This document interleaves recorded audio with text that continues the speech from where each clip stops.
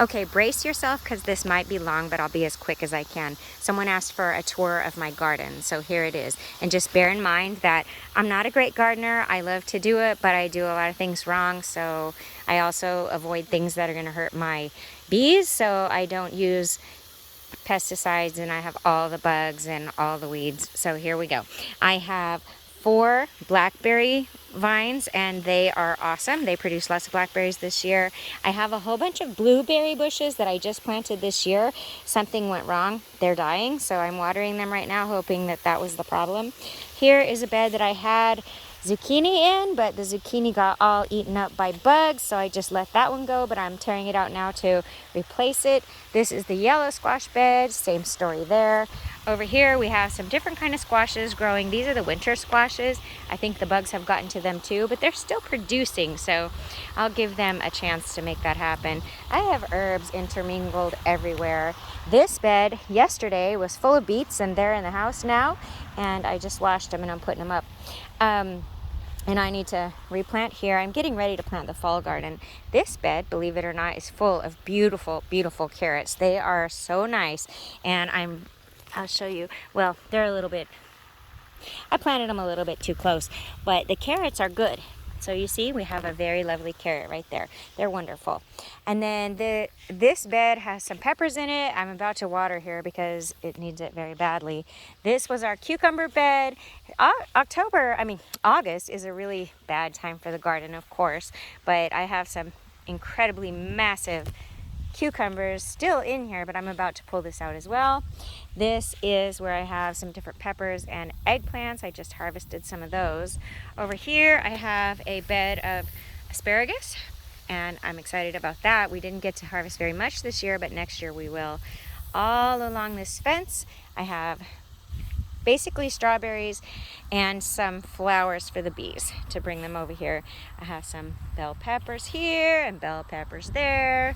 I have some more bell peppers over here, basil, just some random things, shishito peppers and different things like that. Here I have a really beautiful stand that is barely standing up, and that is black-eyed peas. Here I have some corn, which is delicious and tasty.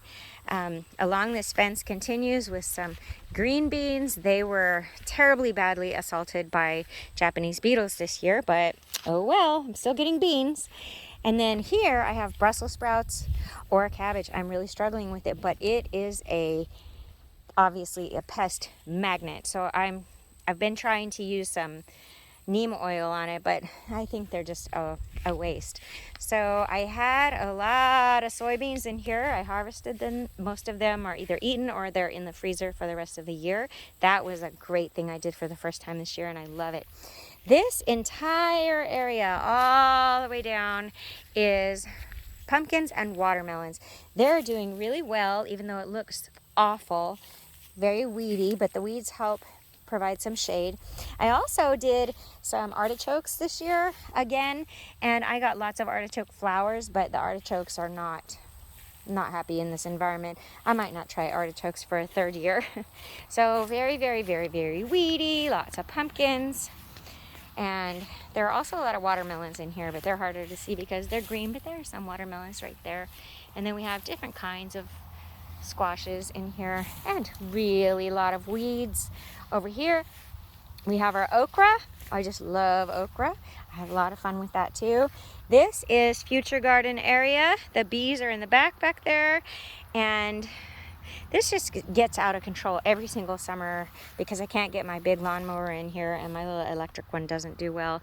My sunflowers are calling it quits for the year, and I'll harvest their seeds again and probably share them out with friends and neighbors like I did last time.